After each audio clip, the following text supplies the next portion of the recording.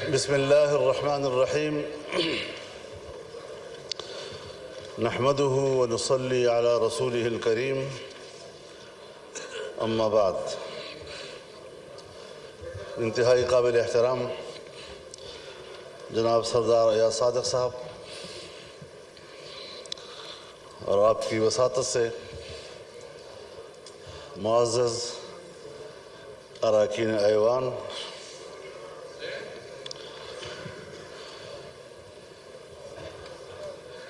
حلف برداری کے بعد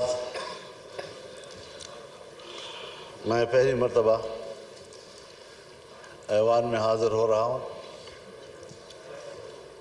اور یہ بھی ارادہ ہے کہ کچھ معروضات آپ کی خدمت میں پیش کر سکوں۔ مجھ سے پہلے جناب اسد قیصر صاحب جو بات کر رہے تھے، ان کا جو مطالبہ تھا میرے خیال میں ان کا مطالبہ صحیح تھا اور جلسہ کرنا ان کا حق ہے اور میں ان کے اس مطالبے کی حمایت کرتا ہوں۔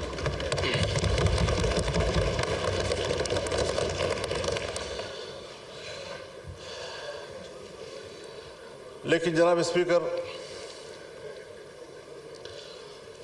مسئلہ یہاں تک محدود نہیں ہے کہ ہم جلسہ کر سکتے ہیں یا نہیں کر سکتے۔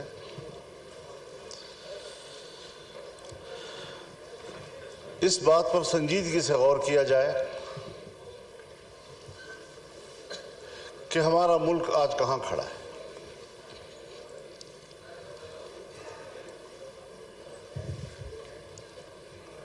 ہم نے یہ ملک جس جمہوری انداز کے ساتھ برصغیر کے مسلمانوں کی تائید سے حاصل کیا، ان کی قربانیوں سے حاصل کیا، اس ملک کے قائم ہونے میں نہ بیوروکریسی کا کوئی کردار ہے اور نہ ہی اسٹیبلشمنٹ کا کوئی کردار۔ لیکن اس بات کو سوچا جائے کہ آج عوام کہاں کھڑے ہیں اور اسٹیبلشمنٹ کہاں کھڑی ہے۔ کیا وجہ ہے کہ مسلسل ایوان پر سوال اٹھایا جا رہا ہے، ہماری عوامی نمائندگی پر سوال اٹھائے جا رہے ہیں؟ کیا یہ عوام کے نمائندہ پارلیمنٹ ہے یا یہ اسٹیبلشمنٹ کا ترتیب دیا ہوا پارلیمنٹ ہے؟ اس سے کب نکلنا ہے ہم نے، یا مزید دھستے چلے جانا ہے؟ یہ ملک جس میں حکومت محلاتی سازشوں کی بنیاد پر بنتی تھی اور ٹوٹتی تھی، بیوروکریٹس فیصلہ کرتے تھے آج وزیر اعظم کون ہے تو کل وزیر اعظم کون ہے۔ ایک زمانے میں ملک کے ایک صدر مملکت نے اپنے دور حکومت میں 5 وزیر اعظم تبدیل کیے۔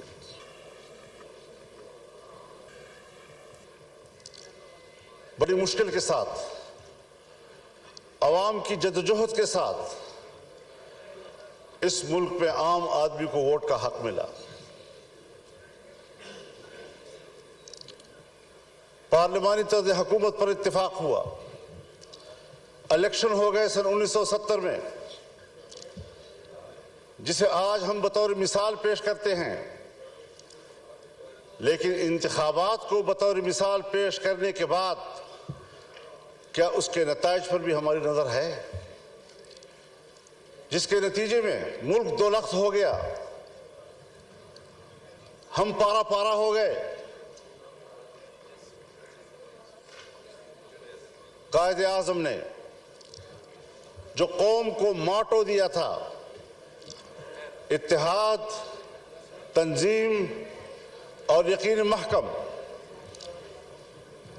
وہ کہاں رہا؟ قائد اعظم کا پاکستان کہاں ہے آج؟ شاید تاریخ اس کے حقائق سے پردہ اٹھائے گا۔ تاریخ معاف نہیں کرتی کسی کو۔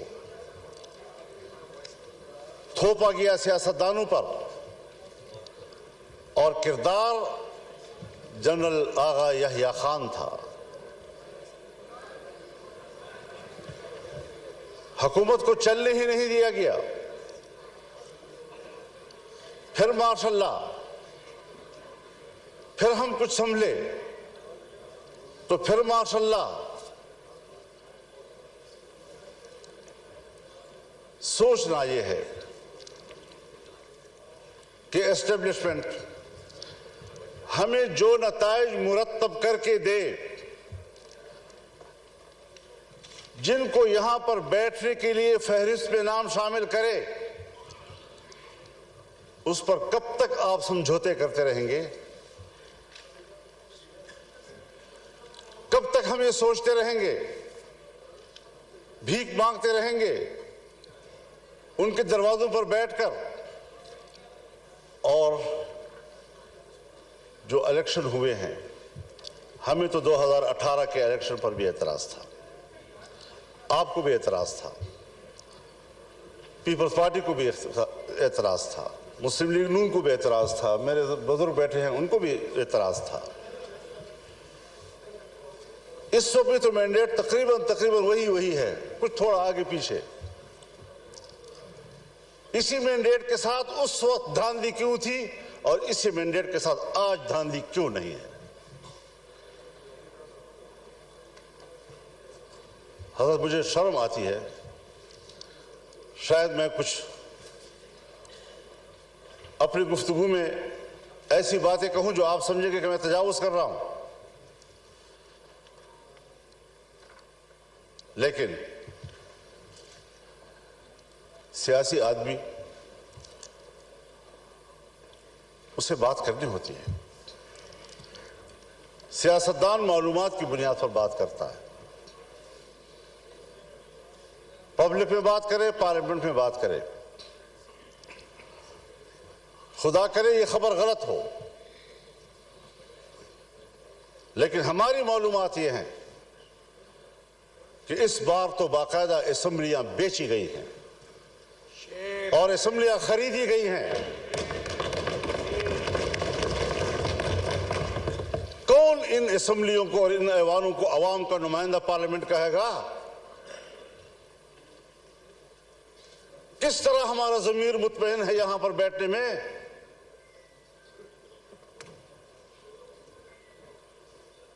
ہارنے والے بھی پریشان اور جیتنے والے بھی مطمئن نہیں۔ اس کیفیت میں حکومت میں بیٹھی ہوئی جماعتیں جو ہمارے لیے محترم بھی ہیں، ہمارے ہم سفر رہے ہیں، ہم ان کے اس جدوجہد کی قدر کرتے ہیں، لیکن انہی کی جماعتوں کے اندر ان کے سینئر لوگ مجبور ہیں کہ وہ اپنی ہی مینڈیٹ کو مسترد کر رہے ہیں، اس پر اعتراضات اٹھا رہے ہیں۔ صرف اپوزیشن کی بات نہیں ہے، ہم دیکھ بھی رہے ہیں، ہم سن بھی رہے ہیں۔ تو جمہوریت آج کہاں کھڑی ہے؟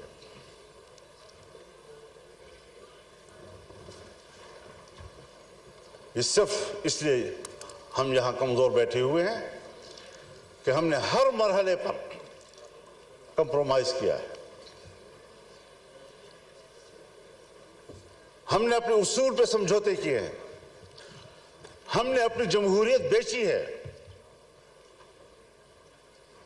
ہم نے اپنے ہاتھوں سے اپنے آقا بنائے ہیں، اور جب ہم ہی اپنے ہاتھوں سے اپنے لیے آقا بنائیں گے، یہی ہوتی ہے آخرت کی نشانی۔ جب رسول اللہ صلی اللہ علیہ وسلم سے حضرت جبریل نے پوچھا کہ آپ قیامت کی علامات کے بارے میں بتائیں، تو آپ نے پہلی بات کی ان تلد الامۃ ربتہا، کہ مائیں اپنے لیے مالکائیں جنیں گی، یعنی بیٹیاں مالک بن جائیں گی اور ماں کو نوکر اور گھر کے مزدور کی طرح دیکھیں گی۔ اس مثال سے آپ خود سمجھ لیں کہ جو آپ کے ماتحت ہونے چاہیے تھی، جو آپ کے حکم پر چلنے چاہیے تھے، وہ آج ہمارے آقا اور ان کے حکم پر ہم چل رہے ہیں۔ ہم یہاں پر ایک قانون پاس نہیں کر سکتے۔ جناب اسپیکر صاحب، آپ گواہ ہیں، آپ گواہ ہیں، آپ کی پوری جماعت گواہ ہے۔ ہم نے ایک اجلاس میں ایک قانون سازی پہ بات کی، اس کے لیے کمیٹی بنی، وزیر قانون کے نگرانی میں میاں شہباز شریف صاحب نگرانی کر رہے تھے اوپر سے۔ ہمارا اتفاق ہوا دینی مدارس، ان کے وفاق، حکومت کے درمیان اس مسودے پر اتفاق ہو گیا۔ اتفاق رائے کے باوجود اسمبلی میں نہیں آ رہا، اس لیے کہ اجازت نہیں۔ کرتے کرتے بالآخر اسمبلی میں آیا وہ، اور آیا تو خواندگی کے دوران روک دیا گیا اور پاس نہیں ہونے دیا۔ ہم پارلیمنٹ ہیں، ہم نے اس پہ اتفاق رائے کیا، اسمبلی تک میں لے آئے، پیش ہو گیا، پہلی خواندگی ہو گئی، اور بالآخر اس کو ڈراپ کرنا پڑا۔ اتنا ضرور ہمیں پتہ چل گیا، اور میں نے شہباز شریف صاحب سے کہا کہ ہمیں اتنا پتہ چل گیا ہے کہ قصور آپ کا نہیں ہے، کون رکاوٹ ہے ہمیں معلوم ہو جائے، بس اتنا ہی چاہیے تھا۔ ہم قانون سازی کا بھی اختیار نہیں رکھتے، ہم اپنی مرضی سے قانون بھی نہیں بنا سکتے۔ اس پارلیمنٹ کی رکنیت پر ہم فخر کرتے ہیں اور ہم سمجھتے ہیں وی آئی پی ورک ہے۔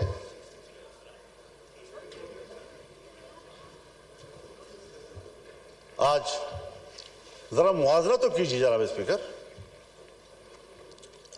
ہندوستان اور ہم ایک ہی دن میں آزاد ہوئے۔ 15 اگست 1947 کو صبح 8 بجے دلی میں لارڈ ماؤنٹ بیٹن نے انڈیا کے گورنر جنرل کا حلف اٹھایا، اور کراچی میں قائد اعظم محمد علی جناح نے حلف اٹھایا۔ ایک ہی دن ہم آزاد ہوئے۔ آج وہ دنیا کی سپر طاقت بننے کے خواب دیکھ رہا ہے، اور ہم دیوالیہ پن سے بچنے کے لیے بھیک مانگ رہے ہیں کہ ڈیفالٹ نہ ہو جائیں ہم لوگ۔ یہ کس کے ہاتھوں، کون ذمہ دار ہے اس کا؟ گھومتے پھرتے پھر آئے گی بات سیاستدان ذمہ دار ہے، حکومت ناکام ہے۔ دیوار کے پیچھے جو قوتیں ہمیں کنٹرول کرتی ہیں، جن کے باغ ڈور ہمارے ان کے ہاتھ میں ہیں، فیصلے تو وہ کریں اور منہ ہمارا کالا کریں، عوام ہمیں گالیاں دے، ذمہ دار ہمیں ٹھہرائیں۔ یہ کون سی سیاست ہے؟ ہم کہاں اس ملک کو لے آئے ہیں کہ آج آپ کا ایک ایک بچہ 25 کروڑ آبادی کا، وہ 2 اور 3 لاکھ تک کا مقروض ہو چکا ہے۔ خوش ہوتے ہیں آئی ایم ایف نے نیا قسط جاری کر دیا، نیا قسط 1 لاکھ 1.5 لاکھ کا، کروڑ 1 ارب 1.5 ارب کا ہوتا ہے، لیکن آپ کو قرضے کتنے دینے ہیں؟ اپنی پیداوار کدھر ہے ہماری؟ اپنی صلاحیت کدھر ہے ہماری؟ ہم نے ملک کو جمود کا شکار بنا دیا ہے، اور قومیں جب جمود کا شکار ہوتی ہیں تو پھر وہ گرتی ہیں، وہ ترقی نہیں کر سکتی۔ پھر ذرا حساب لگائیں، جس ہندو کو ہم سارے القاب دیتے ہیں، سارے برے القاب ان کے، سارے اچھے القاب ہمارے، لیکن نتیجے کے لحاظ سے کارکردگی کی بنیاد پر ذرا اس کا بھی تجزیہ کر لیں، اپنا بھی تجزیہ کر لیں۔ گھر میں بیٹھے ہوئے ہیں ہم لوگ، ہم آپس میں بات کر رہے ہیں، کیوں ایک دوسرے سے بات چھپا رہے ہیں؟ یہ ساری وہ چیزیں ہیں۔ ہم نے ملک حاصل کیا اسلام کے نام پر۔ آج پاکستان دنیا میں ایک سیکولر اسٹیٹ کا روپ دھار چکا ہے۔ کہاں ہے لا الہ الا اللہ؟ 1973 میں ہمارا آئین بنا، 1973 میں اسلامی نظریاتی کونسل بنے، 1973 سے آج تک تمام قوانین کا جائزہ لیا گیا۔ اگر کوئی خلاف اسلام قانون موجود ہے تو قرآن و سنت کے مطابق قانون کی سفارشی کی گئی، سفارشات کی رپورٹیں ایوان میں آ گئی، لے کر دی گئی۔ کوئی آپ ایک نشاندہی بحیثیت اسپیکر کر سکتے ہیں کہ سن 1973 سے لے کر آج تک اس کونسل کی سفارشات پر اس پارلیمنٹ نے ایک قانون سازی بھی کی ہو؟ ایک۔ اسی لیے کہ جن لوگوں کو ایوان میں لایا جاتا ہے، جن لوگوں سے ایوان بھر دیے جاتے ہیں، ان کو قرآن و سنت سے کوئی دلچسپی نہیں ہے، پاکستان کے نظریے سے کوئی دلچسپی نہیں ہے۔ کیسے آپ دنیا میں شناخت کرائیں گے اپنی کہ ہم ایک اسلامی مملکت ہیں؟ آپ کا آئین کہتا ہے کہ حاکمیت اللہ رب العالمین کی ہو، اور ہم روئے زمین پر اللہ کی نیابت کرتے ہوئے، عوام کے نمائندے روئے زمین پر اپنے مملکت میں اللہ کی نیابت کرتے ہوئے ان کی تعلیمات کے مطابق قانون سازی کریں گے۔ ہماری انفرادی اجتماعی زندگی قرآن و سنت کے تابع ہوگی۔ یہ میں نہیں کہہ رہا، میرا آئین کہتا ہے، یہ میرا آئین کہتا ہے کہ اسلام پاکستان کا مملکتی مذہب ہوگا۔ یہ میرا آئین کہتا ہے کہ قانون سازی قرآن و سنت کے تابع ہوگی۔ یہ میرا آئین کہتا ہے کہ قرآن و سنت کے منافق کوئی قانون سازی نہیں ہوگی۔ اس پر کوئی عمل درآمد کاغذی حد تک بھی، آپ تو ان اداروں کو بھی پابند کر رہے ہیں، نیست و نابود کرنا چاہتے ہیں جو ادارے آپ کے اس ملک میں کسی طرح دین و مذہب کی علامت ہیں۔ ان کو آپ معاشرے کا مین سٹریم ہی نہیں سمجھتے۔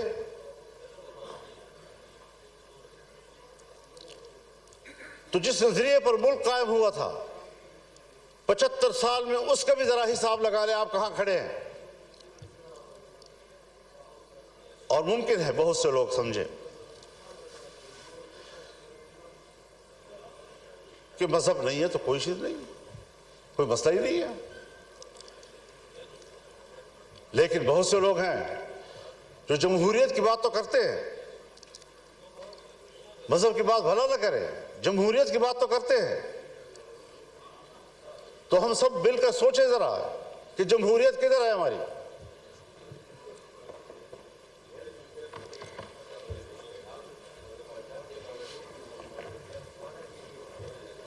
'54-55 سے، سن 1954-55 سے 58 تک نیم مارشل لا، 58 سے لے کر 71 تک مکمل مارشل لا، 77 سے پھر مارشل لا، 99 سے پھر مارشل لا، اور ہم کمپرومائز کرتے رہے۔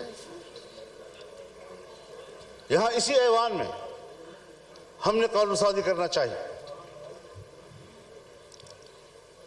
چیختے رہے ہم لوگ کہ صاحب یہ جو کچھ آپ کر رہے ہیں قرآن و سنت کے خلاف ہے. کسی نے نہیں سنی.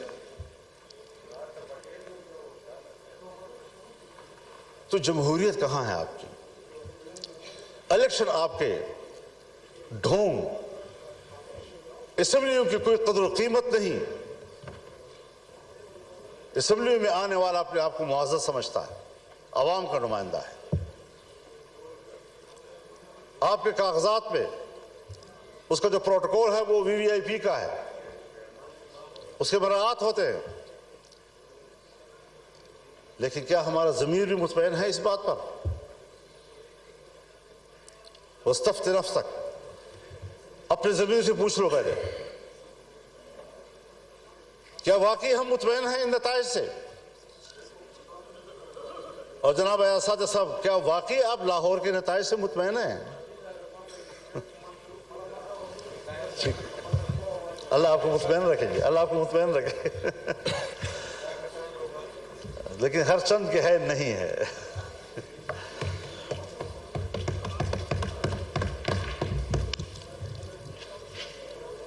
معیشت کی کیا صورتحال رکھتی ہے؟ قرضوں پہ ہم زندگی گزار رہے ہیں، اپنے وسائل کے قریب تک نہیں جاتے. امن و امان نام کا کوئی چیز نہیں ہے. ملک کو کدھر لے جا رہے ہیں آپ لوگ؟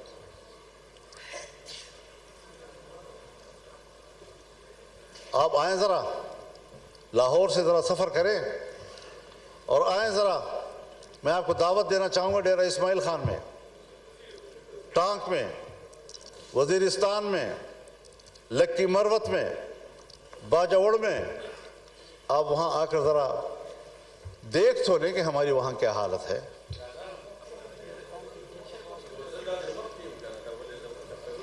ہمیں تو الیکشن میں نکلنے ہی نہیں دیا گیا.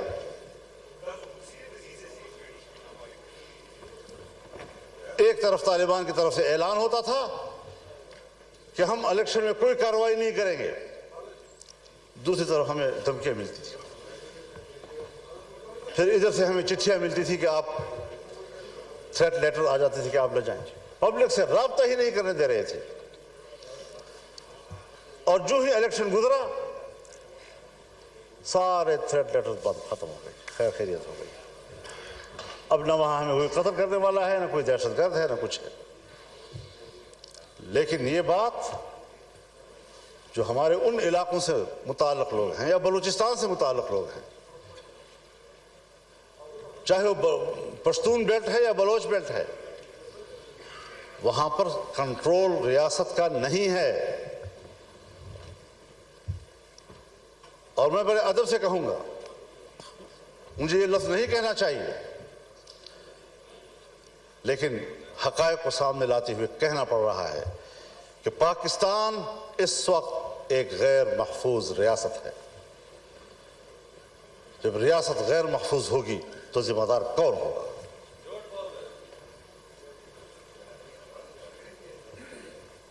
دہشت گردی کے خلاف لڑنے کی پالیسی بنائی جنرل مشرف صاحب کے دور میں. جو امریکہ نے کہا وہ ہم پہ مسلط کر دیا گیا، اور آج تک اس پالیسی میں کوئی فرق نہیں آ رہا. آپریشنز ہوئے، طالبان کا خاتمہ کر دیا، دہشت گرد ختم ہو گئے. آج اس سے کئی گنا طاقتور بن کر کیسے آ گئے؟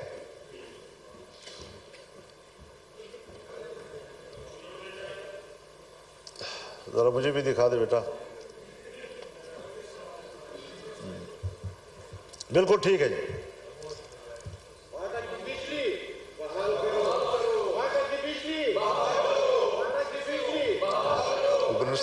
جی مولانا صاحب، جی مولانا صاحب، بس بول دیجیے ہمارے.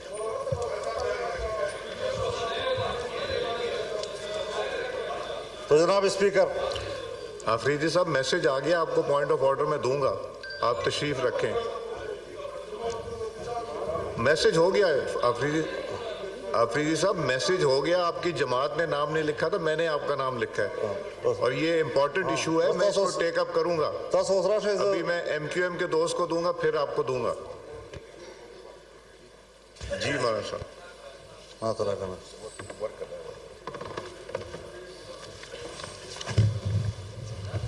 ये जो बात यहाँ की जा रही है जनाब स्पीकर, ये मेरे पॉइंट्स में लिखी हुई है और आज भी मौलाना मिसबाहुद्दीन साहब मेरे पास तशरीफ़ लाए, उससे पहले वफूद आए, हमें मिलते रहते हैं। यकीन जानिए उनकी ज़िंदगी जानवरों से भी बदतर गुजर रही है।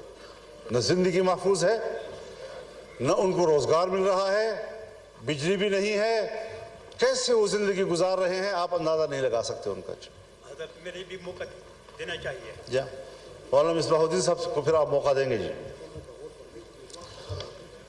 तो सूरत हाल आज ये है कि अमन अमान किधर है आपका जी। मगरिब के बाद आपके थाने बंद हो जाते हैं, मगरिब के बाद पुलिस चौकियां बंद हो जाती हैं, आपकी सारी पुलिस महफूज पनागाहों में चली जाती है और मुसल्लह ग्रुप जो है वो कंट्रोल ले लेते हैं पूरे इलाके का। क्या इस पर कभी गौर हुआ है? बस इलेक्शन है, बस अपनी मर्जी का ऐवान बनाना है, अपनी मर्जी की असेंबली बनानी है। किस लिए अपनी मर्जी की बनाते हो? वोट तो उलमाए किराम फरमाते हैं शहादत है, कोई कहते हैं अमानत है, कोई कहते हैं बैअत है। तो यहां तो ना शहादत है, ना अमानत है, ना बैअत है। बैअत मेरे नाम पर करते हैं, बक्सा खुलता है तो किसी और के नाम पर बैअत निकल आती है। अमानत आपके हवाले करते हैं, बक्सा खुलता है तो उसमें अमानत नाम की कोई चीज़ तो खयानत ही खयानत होता है। शहादत में सदाकत होती है, जब बक्सा खुलता है तो सदाकत का नाम निशान नहीं होता, शहादत मरी पड़ी होती है। इस सारी सूरत हाल में हमें जरा बताए कहां हम खड़े हैं। बाजवा साहब फरमाया करते थे कि हमने बाढ़ लगा दिया है और अब कोई अफगानिस्तान न जा सकेगा, न आ सकेगा। वो बाढ़ किधर है? उस बाढ़ पर जो अरबों रुपए खर्च हुए वो किधर हैं? कोई पूछ सकता है उनसे? और 30-40 हजार नौजवान यहां से कैसे गए उधर?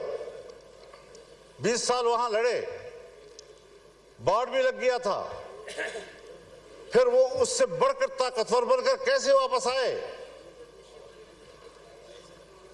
अफगानिस्तान से आप जरूर गिला करें कि हमने जिनको पकड़ा है, जिनको मारा है, उसमें अफगानी नेशनल भी हैं। बिल्कुल गिला करें आप उनसे कि उनकी सरजमीन से कैसे लोग इधर आए। उनसे कोताही हुई कि उन्होंने अपने सरहद पर उनको कंट्रोल नहीं किया। लेकिन आप भी तो सरहद पर बैठे हैं, आप क्यों नहीं रोक सके उनको? कैसे मुझ तक रसाई की और मुझ पर हमला कर दिया? कैसे आए और बाजौड़ में मैंने 80 लोगों की लाशें उठाई एक ही जलसे में? ये तल्ख वाकयात कोई हमें समझाए तो सही, क्या सियासत हो रही है? मेरे ख्याल में उसूल एक ही है, वही उसूल जो अमेरिका ने अपनाया है कि इस्लामी दुनिया में और कमजोर दुनिया में दहशतगर्दी और अस्करियत पैदा करो, और जहां पर कोई ऐसी अस्करियत पैदा होगी वहां पर अमेरिका को अपनी फौजें ले जाने का जवाब हासिल होगा। दहशतगर्दी उसकी जरूरत है। इस्लामी दुनिया पर अपनी गिरफ्त मजबूत करना, इस्लामी दुनिया में फौजें उतारना। आज तमाम अरब ममालिक के अंदर अमेरिकी फौजें मौजूद हैं, कहीं पर 5000, कहीं पर 3000, कहीं पर 2000, कहीं पर 1000, कहीं पर 500। कोई भी मुल्क ऐसा नहीं कि जिसके अंदर उनके फौज मौजूद ना हो, जिनके समंदरों में उनके बेड़े मौजूद ना हो। पूरी इस्लामी दुनिया को कंट्रोल कर रहा है। क्या मतलब? मैं तो अमन के लिए जा रहा हूं, इंसानी हुकूक के लिए जा रहा हूं। कौन से इंसानी हुकूक? वो इंसानी हुकूक जो ग्वांटानामो में हमें नजर आए, जहां तुमने मुसलमानों को बरहना करके बंद कोठरियों में फेंका, जिनके बर्फ के तोदों के ऊपर उनको लिटाकर उनके ऊपर बैठकर सिगरेट पीते रहे। आज भी बगराम और शबरगान के उकूबत खाने उनके खून से लथपथ हैं, गवाहियां दे रहे हैं कि यहां क्या मजालिम किए उन्होंने।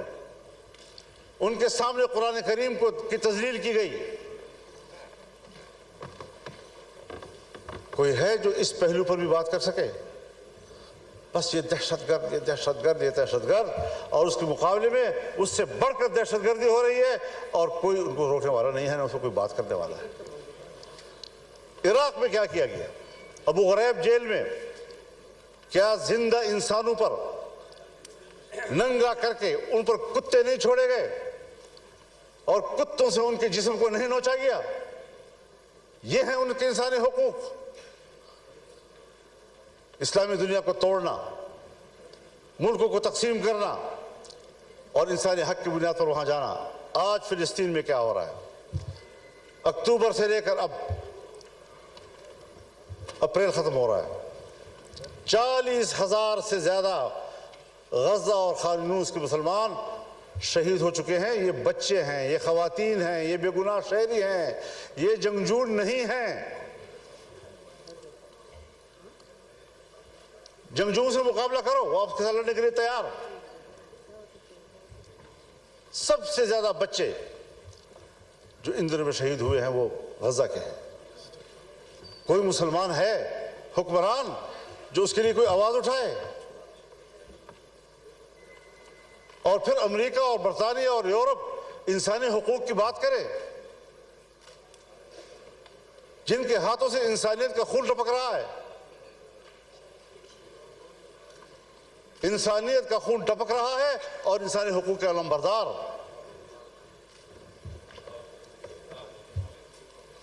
मैं किसके हाथ पे अपना लहू तलाश करूं? हर तरफ खून ही खून और हम उसमें जिंदगी गुजार रहे हैं। और अगर मुल्क के अवाम या अवाम के नुमाइंदे कोई किरदार अदा कर सकते हैं तो उसके इलेक्शन का यह हशर कर दिया जाता है जो हम देख रहे हैं। तो जरा इस हवाले से हमें अपनी तारीख को भी देखना चाहिए, हमें आने वाला मुस्तकबिल ठीक कर लेना चाहिए। यह क़ियादत का मसला है, यह क़ियादत का मसला है।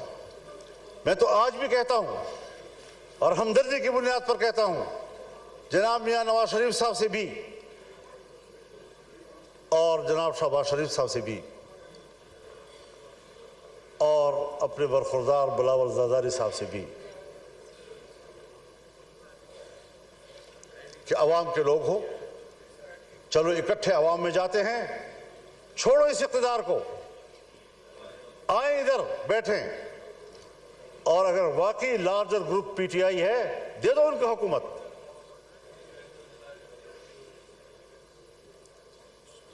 लेकिन शायद मेरी बात जरा अहमुकों वाली से लग रही होगी आप लोगों को कि क्या कह रहा है, कहां से बोल रहा है।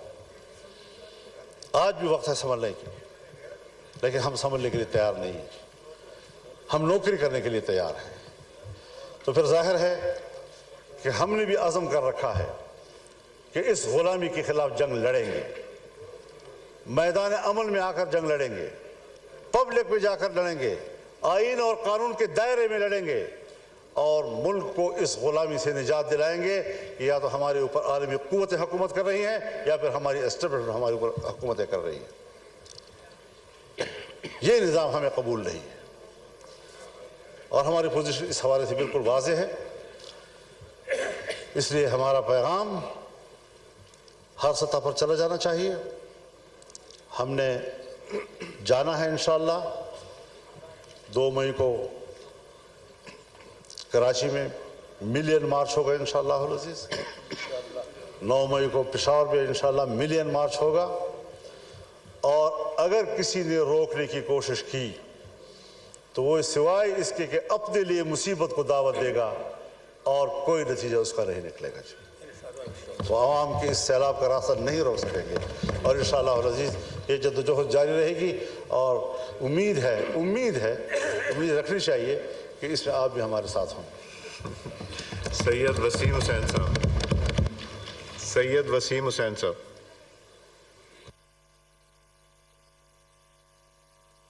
اس وقت جاری ہے اور مولانا فضل الرحمان اب سے کچھ دیر پہلے اپنے